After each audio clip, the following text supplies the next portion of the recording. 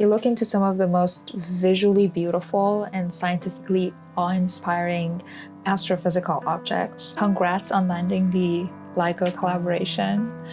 Tell us about it, and what does it mean to you and your team in the faculty? First of all, thank you for having me and giving me this opportunity to talk to you about it. I think joining the LIGO Scientific Collaboration is a truly exciting moment for me and for my team. It's called LSC for LIGO Scientific Collaboration. It's a large network of researchers, scientists, engineers, more than 1,000 people, international team of people working together towards the detection of gravitational waves. These are the ripples in the fabric of space-time, which had been predicted by Einstein more than 100 years ago. And it took decades for them to be basically detected with this amazing instrument called LIGO, for the Laser Interferometer Gravitational Wave Observatory. The LIGO discovery of gravitational waves from two colliding neutron stars is what really got me interested into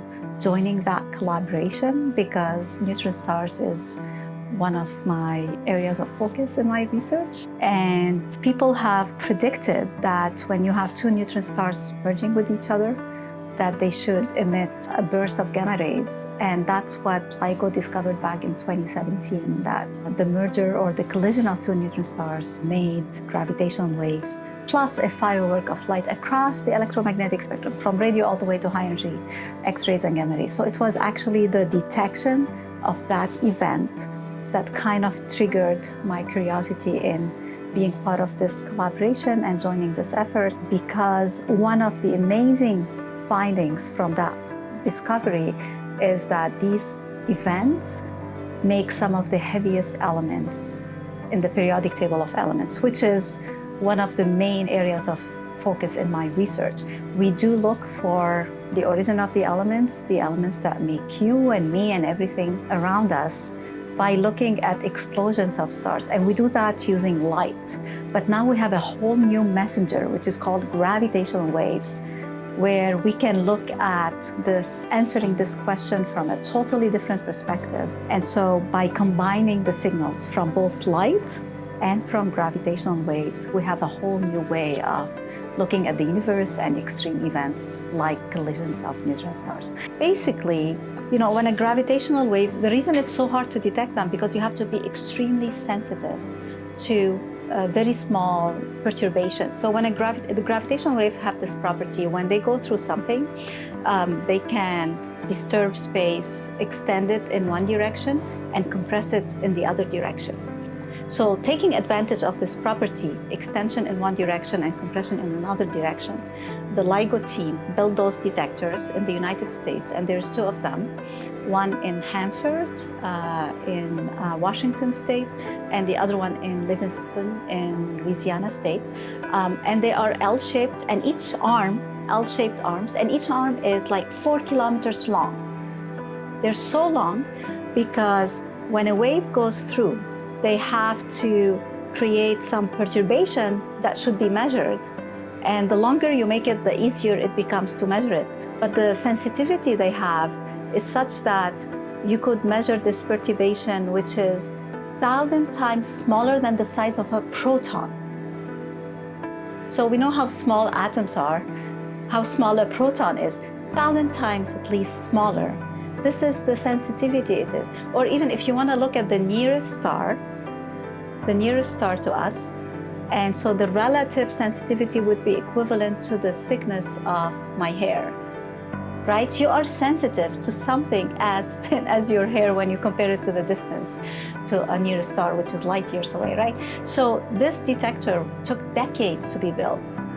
And it was actually thanks to the NSF, which is the National Science Foundation, that actually took on this very high-risk experiment. Expensive and high risk, but it's very high reward.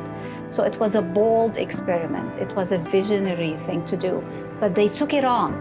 And it took decades to manifest, and finally they detected it. I think nobody, when they were building it, thought they will detect it so soon, right? Yeah. And so they detected it. So this is just to say how, sometimes fundamental science, you have to be patient And that connects to us here, what we do in this faculty. We do fundamental science, right? This stuff should be funded because it takes time to, to see the fruit. But it could be high risk, but it's really high reward when it happens, right? And it's really at the basis of technology. So it led to this invention in technology that enables us now to be sensitive to something 1,000 times smaller than the size of the proton. Actually, one of the graduates from this department, Mike Landry, who's an alumnus with us and with the Faculty of Science, is one of the leaders of the Hanford Lab, which is one of the labs, one of the experiments doing this gravitational wave detection.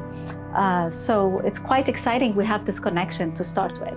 This whole discovery of gravitational waves from colliding neutron stars has led to a new era in astrophysics called multi-messenger gravitational wave astrophysics. Multi-messenger because we're looking at the universe with different messengers. Instead of just light, now we have gravitational waves.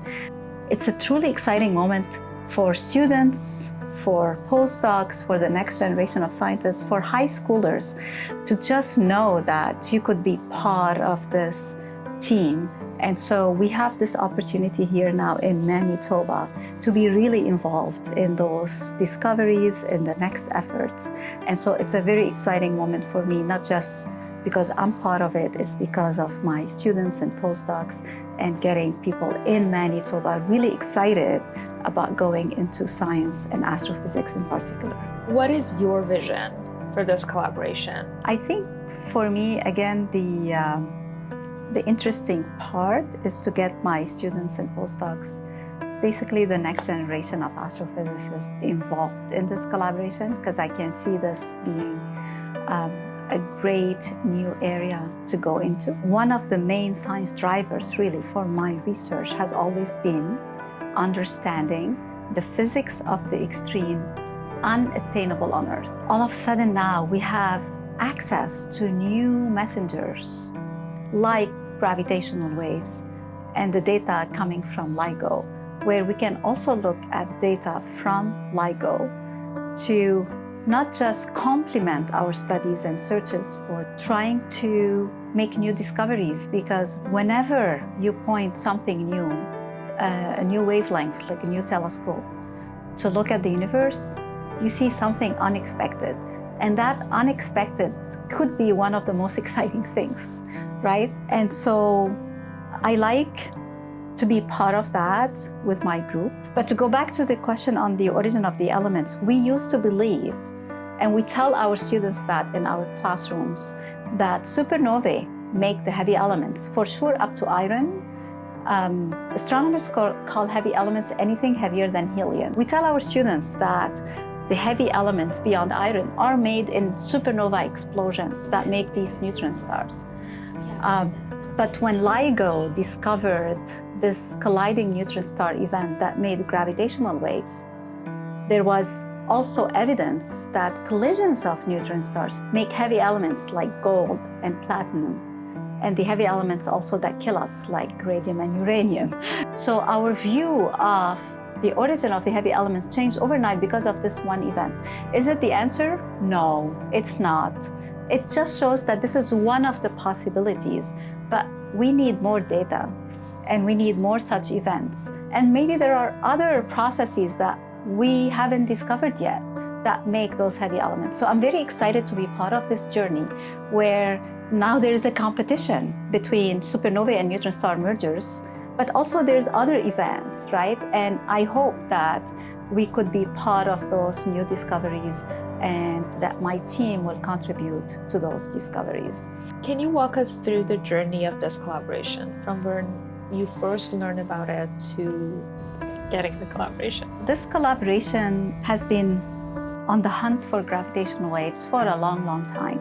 The reason the Nobel Prize was awarded for the LIGO team, the leaders of the LIGO team, is because it's an incredible invention. We joined this collaboration through applying to be members of the collaboration. We have to make the case for why we are suitable, why they should take us. There's about 1,000 people or more on this collaboration from more than 100 institutions. Not everybody can be part of it because you have to demonstrate that you are essential to this collaboration. And for us, we are a diverse team. We do modeling, we do simulations, we do observations. And one of my new graduate students is interested in instrumentation for LIGO, right? So we have this diverse team that really wants to help provide some expertise that are more or less complementary. And with our expertise on supernova remnants, one of the things I saw immediately with the discovery of the colliding neutron star is the similarities between supernova remnants and kilonova remnants. So for me, I was so interested in using my supernova remnant expertise to apply it to kilonova remnant expertise, so that's for like future, but also providing members in my team who really are very thrilled to be part of this and contribute. So one of my students, Neil Dirksen, is actually going to the Hanford lab very soon to start to basically learn about the experiment and hopefully do his thesis on instrumentation, and working with Mike Landry, who I mentioned at the very beginning. Yeah. What is one piece of advice, just like a word, that you would give yourself when you were like your younger self? When I was an undergrad student, I liked everything in science. I have to say, like, it was so hard for me to decide. So I applied. I was at the time in Lebanon, so I applied to the American University of Beirut, and I applied to pretty much a lot of areas in science and architecture also. But I remember also being torn between, should I do science or should I go into medicine? Because I'm someone who likes to help people and I want to do something helpful. And so I try to help the next generation who are also equally passionate to pursue that passion and not be afraid because maybe there's no job out of a physics degree. So I wish I knew back then that, out of physics degree, you can actually have tons of opportunities. As a physicist, you could go into all kinds of areas.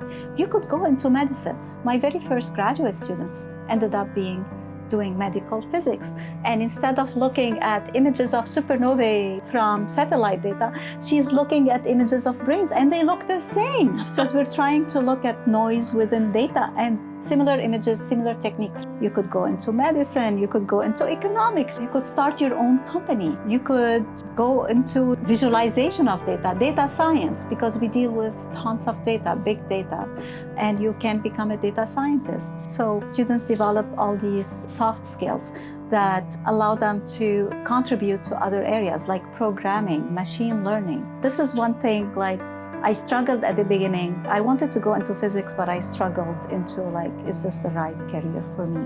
And I'm glad I ended up pursuing my passion, because you have to do this on a daily basis. And if you don't like it, then you're gonna quit. That's something I wish when I was younger, that there was this exposure to career. The other thing is mentorship and developing a network of people. And so again, in the old days when I was a student, we used to work only with a few people or mostly on your own in front of the computer. But now there's all these big collaborations that you have to work with. You have to figure out how to collaborate with people. Some people are difficult. Some people are think at a different wavelength than you. So all these skills on how to deal with big collaboration and people are really important. And so I think mentorship, seeking leadership opportunities, even when you're a student, are very important things to pursue, even when you're very young.